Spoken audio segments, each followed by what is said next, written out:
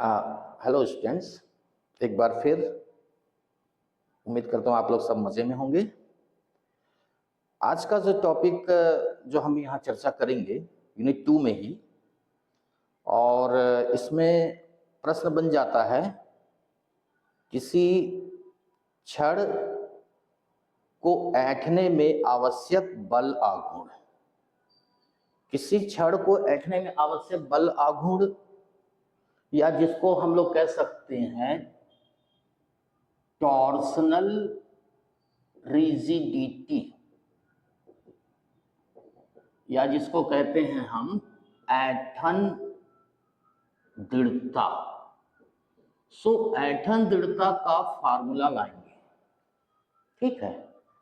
ये सिर्फ first year first sem में सेकेंड यूनिट में के अंतर्गत ये आएगा ये टॉपिक। और जैसा मैंने कहा कि प्रश्न बन जाएगा किसी बेलनाकार छड़ को किसी बेलनाकार छड़ में ऐंठन उत्पन्न करने हेतु आवश्यक बल आघूर्ण का व्यंजक व्युत्पन्न कीजिए, ठीक है। प्रश्न यहाँ पे जैसा है, हम बात कर रहे हैं किसी बेलनाकार छड़ में ऐंठन उत्पन्न करने हेतु आवश्यक बल आघूर्ण। चित्र की अगर हम बात करेंगे, देखिए इस टॉपिक में मैं पहले ही बता दूं कि 3 चीजें क्लियर होनी चाहिए। एक हो जाएगा अपरूपण कोण, इसका आइडिया बिल्कुल क्लियर होना चाहिए। दूसरा हो जाएगा ऐंठन कोण, और तीसरे नंबर में फिर ये आ जाएगा, जैसा हमने कह रहे हैं, ऐंठन दृढ़ता, इजंट इट। अपरूपण कोण क्या है ये क्लियर होना चाहिए, ऐंठन कोण क्या है ये क्लियर होना चाहिए, और ऐंठन दृढ़ता का फार्मूला हम लोग लाएंगे। जहां तक चित्र की बात है तो हम ये मान के चल रहे हैं कि ये एक बेलनाकार छड़ है। इसका ऊपरी सिरा जो है वो क्लैंप किया हुआ है, क्लैंप का मतलब फिक्स है, और इसके निचले सिरे पर इसके निचले सिरे पर हम एक प्रकार का कपल लगाएंगे, एक प्रकार का बल आघूर्ण लगाएंगे, और उसके कारण होगा क्या? उसके कारण होगा ये कि देखिए, मान लीजिए कि ये ऊपरी सिरा जो है ये फिक्स है, यस। अब इस ऊपरी सिरे में अगर हम एक बिंदु लेते हैं, कोई एक बिंदु लेते हैं ए, और इसी के संगत ठीक इसके नीचे हम एक दूसरा बिंदु ले सकते हैं, दैट इज बिंदु बी, ठीक है। अब जब यहां पर कपल लगाएंगे तो ऊपरी सिरे पे तो किसी प्रकार का कोई प्रभाव नहीं पड़ेगा, लेकिन हाँ, संभव है कि बिंदु बी जो है वो विस्थापित होकर के बिंदु बी डैश पर आ जाएगा, और बी डैश पर आ जाएगा। और देखिए, हमने कहा ये ओ है और ये ओ डैश। अब ओ डैश को अगर हम बी डैश से मिलाएंगे, तो अगर ओ डैश को बी डैश से मिलाएंगे तो यहां पे एक कोण बनेगा। इस कोण को ही हम कहते हैं ऐंठन कोण कहते हैं, ध्यान रखेंगे, ऐंठन कोण, अपरूपण कोण नहीं, ऐंठन कोण, ठीक है। दूसरी बात, और अगर हम ए को बी डैश से मिलाएंगे, अगर ए को बी डैश से मिलाएंगे, एक मिनट, चित्र में थोड़ा सा, अगर हम ए को बी डैश से मिलाएंगे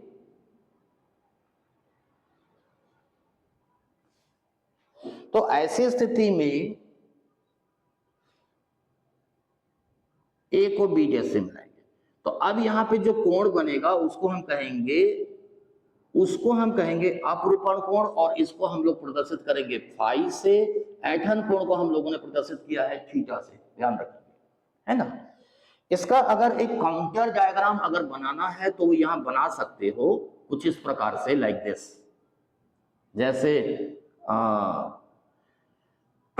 ये हो गया ए, ये हो गया बी, ये हो गया बी डैश, ये बन गया ऐंठन कोण, और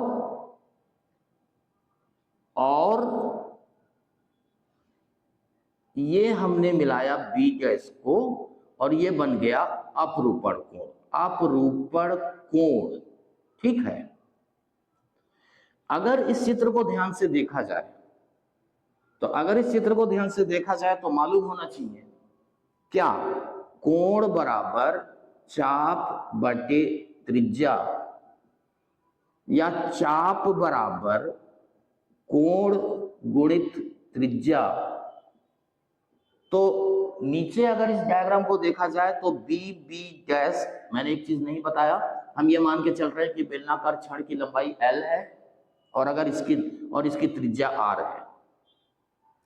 सो बी बी डैश, इस नीचे का डायग्राम को लिया जाए, सो बी बी डैश बराबर हो जाएगा कोण इंटू त्रिज्या।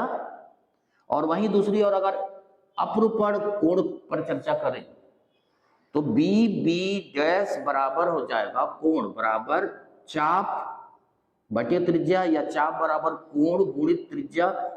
सो कोण हो जाएगा फाई और त्रिज्या हो जाएगी L। तो इस तरह से कह सकते हो कि फाई L बराबर थीटा R या phi equal to theta R बटे L। तो ये एक फार्मूला है जिसको हम लोग अभी उपयोग में लाएंगे।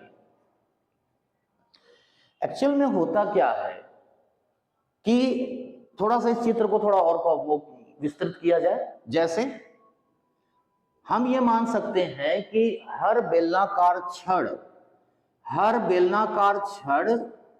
बेलनाकार परत से मिलकर के बनी है। ये देखिए, ये हमने यहां पर, ये एक बेलनाकार परत है, ठीक है, जिसमें कह सकते हो, जिसमें कह सकते हो कि दैट इज, इस त्रिज्या को कहोगे x और ये वाली जो त्रिज्या है, अब थोड़ा सा मैं चित्र को और थोड़ा सुधार रहा हूं, दैट इज इस तरह से, है नहीं? तो नहीं, थोड़ा सा चित्र अभी भी कॉम्प्लिकेटेड हो गया है। फिर से मैं इस चित्र को थोड़ा और अच्छे से वो करता हूं, थोड़ा ध्यान देंगे, ठीक है, थोड़ा सा ध्यान देंगे। यस, जैसे तो ये एक बेलनाकार ये एक बेलनाकार छड़ में ऐसा, ये एक बेलनाकार परत, यहां पर भी ले लिए बेलनाकार परत, और मैंने कहा था कि ये हो गया बिंदु A, इसी के करस्पॉन्डिंग में ये हो गया बिंदु, दैट इज बिंदु B,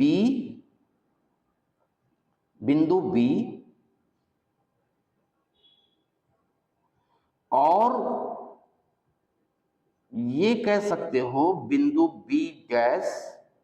तो इस प्रकार से यहां पे जो एंगल बनेगा वो ऐंठन कोण, और ये जो एंगल बनेगा ये अपरूपण कोण, और ये एक बेलनाकार परत में इस त्रिज्या को हम बोलेंगे x, और ये वाली त्रिज्या जो है वो x प्लस dx। जाहिर है कि बेलनाकार परत की चौड़ाई कितनी है, dx है। अगर पूरा बेलनाकार छड़ अगर लेना है तो पूरा बेलनाकार छड़ अगर लेंगे तो ऐसे में फिर इसकी त्रिज्या हो जाएगी सीधे सीधे स्मॉल r, और ये हो गया बेलनाकार छड़ की लंबाई। अब जाकर के चित्र कंप्लीट है, ठीक है। क्योंकि हमने यहाँ पे बेलनाकार परत की बात की है इसलिए पूरे छड़ को नहीं लिया, और इसलिए यहाँ पे हम त्रिज्या r नहीं लेंगे, बल्कि यहाँ पे हम त्रिज्या लेंगे x, क्योंकि हमने एक बेलनाकार परत लिया है जिसकी त्रिज्या x और x प्लस dx के बीच में है, ठीक है। तो ये हम यहाँ पे लेंगे x, और ये हो जाएगा दैट इज r नहीं बल्कि x, और इस फार्मूले का उपयोग करेंगे। दो परिभाषा मैं फिर से रिपीट कर दे रहा हूं कि जब किसी बेलनाकार छड़ के ऊपरी सिरे को फिक्स रखा जाए और निचले सिरे पे एक प्रकार का बल युग्म लगाया जाए, तो ऐसी स्थिति में इसके निचले सिरे ऐसी स्थिति में इसके निचले सिरे के अनुप्रस्थ काट के किसी बिंदु का अनुप्रस्थ काट के केंद्र के सापेक्ष जो विस्थापन होता है उसे ही ऐंठन कोण कहते हैं, और इसको हमने चित्र में थीटा से दिखाया है। साथ ही साथ अपरूपण कोण को परिभाषा भी मैं दे देता हूं एक बार फिर, कि बेलनाकार छड़ में ही बेलन की अक्ष के समांतर इसके ऊपरी सिरे पर स्थित कोई बिंदु, ऊपरी सिरे पर स्थित कोई बिंदु से बेलन की अक्ष के समांतर यदि हम एक रेखा खींचे जिसको हम दिखा सकते हैं ए बी से, और जब हम बल युग्म लगाते हैं तो ऐसी स्थिति में बेलनाकार अक्ष के समांतर रेखा बिंदु ए के सापेक्ष जितने कोण से विस्थापित हो जाती है उसे ही अपरूपण कोण कहते हैं। ठीक है, और तीसरे नंबर पे आ जाइए ऐंठन दृढ़ता। तो ऐंठन दृढ़ता की परिभाषा भी मैं दे देता हूं, वो ये कि किसी बेलन के एक सिरे को दृढ़ रखते हुए इसके निचले सिरे पर जब हम बल आघूर्ण लगाते हैं तो एकांक ऐंठन उत्पन्न करने हेतु आवश्यक बल आघूर्ण को ही ऐंठन दृढ़ता कहते हैं, और इसको हम प्रदर्शित करते हैं आमतौर पे सी से, और हमको इसके लिए फार्मूला लाना है। ठीक है, चूंकि हमें मालूम है, चूंकि दृढ़ता गुणांक याद करिए, दृढ़ता गुणांक ईटा बराबर क्या, सो दैट इज प्रतिबल बटे अपरूपण विकृति। और ये प्रतिबल से मतलब ओके, या ईटा बराबर प्रतिबल से मतलब यहां पे कौन सा प्रतिबल, स्पर्श रेखीय प्रतिबल। स्पर्श रेखीय प्रतिबल कितना हो जाएगा, F बटे क्षेत्रफल। क्षेत्रफल कौन सा क्षेत्रफल लेंगे, नीचे जो बेलनाकार परत है उसका क्षेत्रफल, सो वो हो जाएगा 2 पाई x dx, और अपरूपण विकृति, हाँ ये है अपरूपण विकृति, तो ये हो जाएगा थीटा x बाय l। इस तरह से F बराबर F बराबर हो जाएगा ईटा थीटा x बाय l, साथ ही साथ 2 पाई x dx, isn't it? So ये है बेलनाकार छड़ के या बेलनाकार परत के अनुप्रस्थ परिच्छेद पे लगने वाला बल। ये जो बल है ये बेलनाकार परत के स्पर्श रेखी लगेगा, और इस बल के कारण, इस बल के कारण बेलनाकार परत में उत्पन्न बल आघूर्ण, हमने यहाँ पे टाउ नहीं लिया है, डी टाउ लिया है, टाउ तो बाद में लेंगे। सो डी टाउ बराबर हो जाएगा बल गुणित लंबवत दूरी, तो बल हो जाएगा F और लंबवत दूरी हो जाएगा दैट इज x, या फिर ये हो जाएगा 2 पाई x स्क्वायर थीटा ईटा बटे l, साथ में x साथ में dx, या फिर ये हो जाएगा 2 पाई x क्यूब थीटा ईटा dx अपॉन l। तो ये जो फार्मूला आया है यहां तक आना बहुत जरूरी है, या नंबर देना चाहो तो दे सकते, दैट इज समीकरण नंबर 1। अब यहां पे दो केस बनते हैं, दो केस मतलब केस 1, तो केस 1 ठोस बेलनाकार छड़ में, सो ठोस बेलनाकार छड़ में कुल बल आघूर्ण जिसको हम बोलेंगे टाउ, वो कितना हो जाएगा, सो वो हो जाएगा इंटीग्रेशन ऑफ डी पावर, या फिर वो हो जाएगा 2 पाई x क्यूब थीटा ईटा dx बटे l, लिमिट लिमिट लेंगे 0 से लेके r, और जब हम इसको सॉल्व करेंगे, सिंप्लीफाई करेंगे, मैं चित्र को मिटा रहा हूं जगह, तो जब हम इसको सिंप्लीफाई करेंगे, तो ऐसी स्थिति में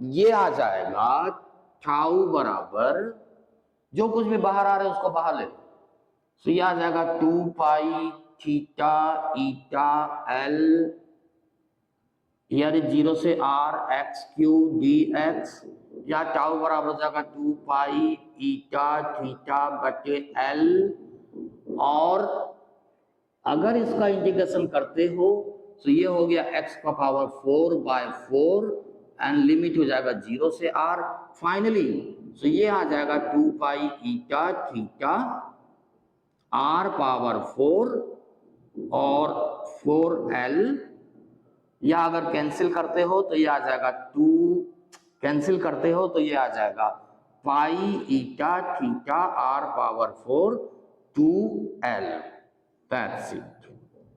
सो ये काहे का फार्मूला है, किसी बेलनाकार छड़ के एक सिरे पर थीटा ऐंठन कोण उत्पन्न करने हेतु आवश्यक बल आघूर्ण का फार्मूला है। एंड देयरफॉर ऐंठन दृढ़ता कितनी हो जाएगी, सो ऐंठन दृढ़ता जिसको हम C बोलेंगे, और वो उसका फार्मूला हो जाएगा सीधे सीधे पाई ईटा r power 4 upon 2l, that is, isn't it. तो ये किसी बेलनाकार छड़ के पदार्थ की ऐंठन दृढ़ता का फार्मूला है। सेम ऐसा ही फार्मूला हम दूसरा केस अगर हम लें, केस 2, और वो हो जाएगा, एक बार चेक कर लेना चाहिए, हाँ, सो वो हो जाएगा दूसरा केस अगर हम लें, और वो खोखले बेलन के लिए, तो खोखले बेलन में जिसको हम केस 2 लेंगे, है ना, सो केस 2 खोखले बेलन में, सो खोखले बेलन में रिमेंबर कि टाउ बराबर अगर हम बल आघूर्ण निकालना चाहें तो वो आ जाएगा 2 pi theta eta L X Q D X, और लिमिट हो जाएगा r1 से लेके r2, क्योंकि खोखले बेलन में 2 त्रिज्या होती है। और जब हम इसको सॉल्व करेंगे तो ये आ जाएगा L, मैं सीधे सीधे डायरेक्ट ले रहा हूं, और ये हो जाएगा r2 पावर 4 r1 पावर 4 और बटे में ओके 4, या फिर ये आ जाएगा pi eta theta r2 power 4 r1 power 4 और बटे में 2l, and therefore C equal to, so C equal to हो जाएगा थीटा बराबर 1 ले लोगे, क्योंकि ऐंठन दृढ़ता का फार्मूला है एकांक ऐंठन उत्पन्न करने हेतु आवश्यक बल आघूर्ण को ही ऐंठन दृढ़ता कहते हैं, ऐसा है ये। तो इस प्रकार से ये फार्मूले बन जाएंगे, इतना सब करेंगे तो ये इस तरीके से ये फार्मूला डिराइव होता है ना। ठीक है, अगली बार और किसी और दूसरे टॉपिक पे हम लोग बात करेंगे, और अगर देखते हैं आप लोग का जैसा सुझाव होगा उसके अनुसार, अगर आप लोग चाहेंगे कि 12th के टॉपिक पर डिस्कस किया जाए तो आप लोग जैसा सुझाव देंगे उसके अनुसार 12th के टॉपिक को लेकर के भी हम अगली क्लास ले सकते हैं, है ना। धन्यवाद।